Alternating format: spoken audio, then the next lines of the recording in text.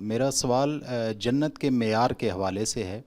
قرآن مجید کی سورہ بقرہ کی آیت نمبر 62 اس حوالے سے پیش کی جاتی ہے، اکثر آپ اس کا حوالہ بھی دیتے ہیں۔ ان الذین آمنوا والذین ہادوا والنصارى والصابئین من آمن باللہ والیوم الآخر وعمل صالحا فلہم اجرہم عند ربہم ولا خوف علیہم ولا هم یحزنون۔ تو اس حوالے سے یہ کہا جاتا ہے کہ جی جو دنیا کی تقسیم ہے یا جو ہماری انسانوں کی مذہبی تقسیم ہے، گروہ بندیاں ہیں، جماعت بندیاں ہیں، قیامت والے دن اللہ کے ہاں آخرت میں ایک نئی ترتیب اور ایک نئی جماعت بندی یا گروہ بندی کے تحت لوگوں کو اٹھایا جائے گا۔ تو چاہے کوئی یہودی ہو کر زندگی بسر کر رہا ہے، نصرانی ہو کر زندگی بسر کر رہا ہے، یا مسلمان ہو کر زندگی بسر کر رہا ہے، تو اگر وہ اللہ پر کامل یقین رکھتا ہے اور آخرت پر کامل یقین رکھتا ہے تو اللہ کے ہاں اس کو اس کے ہر نیک عمل کا اجر بھی ملے گا اور وہ جنت کا حقدار بھی قرار پایا جائے گا۔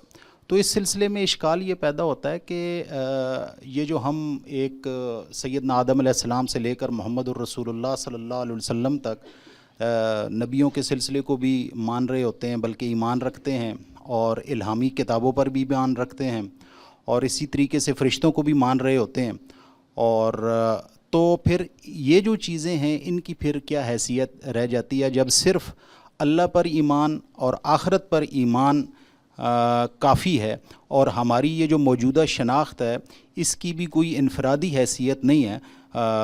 پھر تو مسلمان کی حیثیت سے بھی شناخت کے طور پر زندگی بسر نہ بھی کریں تو کوئی مسئلہ نہیں اگر آخرت پر یقین ہے یا اللہ پر آپ کا یقین ہے۔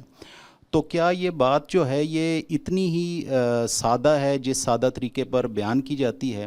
اس کو قرآن مجید کے سیاق و سباق، تالیف جملہ اور الفاظ کی دلالت سے جس پیغام کا ابلاغ ہو رہا ہے یا جو مقصود کلام ہے وہ اصلاً ہے کیا؟ اس کو ذرا بیان فرما دیجئے، شکریہ۔ یہ اتنی سادہ ہے جیسے آپ نے اس کو بیان فرما دیا، یعنی دین کی دعوت یہی 3 نکات ہیں۔ انسانی فطرت بھی یہی پیغام پہنچا رہی ہے اور اللہ کے سب پیغمبر بھی یہی پیغام پہنچانے آئے ہیں۔ سچا ایمان ذات باری پر، اس کائنات کے خالق پر، یہ سچا ایمان ہے جس کے ساتھ انسان کی روح کو بالیدگی حاصل ہوتی ہے، اور جس طرح میرے اندر خیر و شر کا شعور ہے اسی طرح سے میری عقل یہ فتویٰ صادر کرتی ہے کہ اس کا اچھا اور برا نتیجہ نکلنا چاہیے۔ اسی کو یوم آخر پر ایمان میں، قیامت پر ایمان میں بیان کر دیا ہے۔ تیسری چیز عمل صالح، یعنی اچھا عمل کرنا ہے۔ اگر میں بھی بیان کروں گا کہ دین کی دعوت کیا ہے تو یہی 3 نکات ہیں۔ قرآن نے بھی اسی کو بیان کیا ہے۔ جب کبھی آپ کو لوگوں کو دین بتانا ہو تو آپ یہی بتائیں گے۔ اس میں جرائم کا ذکر نہیں ہوا، یعنی ایک شخص نے اللہ کو پوری سچائی کے ساتھ مانا، اللہ تعالیٰ پر اس کے ایمان میں کوئی خامی نہیں ہے، آخرت پر بھی وہ یقین رکھتا ہے، اچھا عمل بھی کرتا ہے، اس کے ساتھ کسی وقت جذبات سے مغلوب ہو کر، حماقت میں مبتلا ہو کر اس نے کسی کو قتل کر ڈالا، اس کے بارے میں کیا خیال ہے؟ یعنی جو بشارت یہاں دی گئی ہے اس کا اجر اللہ کے ہاں ہے، اور وہاں اس کو نہ کوئی مستقبل کا اندیشہ ہوگا، نہ ماضی کا کوئی پچھتاوا۔ تو آپ کے خیال میں ایک بے گناہ کے قاتل کو یہ بشارت دی جا سکتی ہے؟ وہ تینوں شرائط تو اس نے پوری کر دی ہیں۔ اللہ پر بھی ایمان ہے، آخرت پر بھی ایمان ہے، اچھا عمل بھی کرتا رہا، نماز پڑھتا رہا ہے، روزہ رکھتا رہا ہے، اسی طرح سے لوگوں کے ساتھ نیکی بھی کرتا رہا ہے۔ تو جب کبھی دین کی مثبت دعوت بیان کی جاتی ہے تو جرائم بیان نہیں کیے جاتے، اس لیے کہ جرائم ہونے ہی نہیں چاہیے۔ یعنی یہ کسی کو بتانے کی ضرورت نہیں ہے مثبت شرائط بیان کرتے ہوئے کہ تمہیں چوری نہیں کرنی چاہیے، تمہیں کسی کے جان و مال آبرو کے خلاف زیادتی نہیں کرنی چاہیے۔ تو جن چیزوں کو آپ نے بیان کیا کہ ان کا ذکر یہاں نہیں ہوا، ان کا انکار بعض صورتوں میں معمول کی چیز ہے۔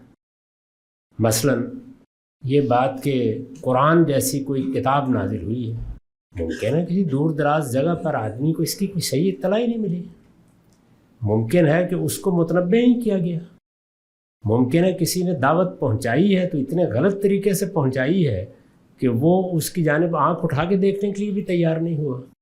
اور یہ بھی ممکن ہے کہ اس کو دعوت بھی پہنچی ہو، اس کا ضمیر بھی اندر سے بات طے کر رہا ہو، لیکن اس نے ہٹ دھرمی سے، ضد سے، اناد سے کام لیا. اسی طرح کا معاملہ سب جرائم میں ہے. تو یہ جو چیزیں آپ نے بیان کی یہ اصلاً مطلوب نہیں ہے. جب کبھی اللہ کا فرشتہ آ گیا، اللہ کی کتاب آ گئی، اللہ کا کوئی پیغمبر آپ کو دعوت پہنچاتا ہے تو آپ کا رویہ کیا ہے؟ وہ رویہ مجرمانہ تو نہیں ہے. اگر آپ نے جانتے بوجھتے اس کا انکار کر دیا تو اصل میں آپ نے چوری کی ہے، آپ نے قتل کیا ہے. اب وہ اوپر کی ساری باتیں ختم ہو گئی. اب آپ کو اس جرم کے لیے جواب دہ ہونا پڑے گا. انہی لفظوں میں اگر آپ بیان میں دیکھیں تو میں نے اس کی وضاحت کر دی ہے. تو یہاں مقصود جرائم کو بیان کرنا نہیں.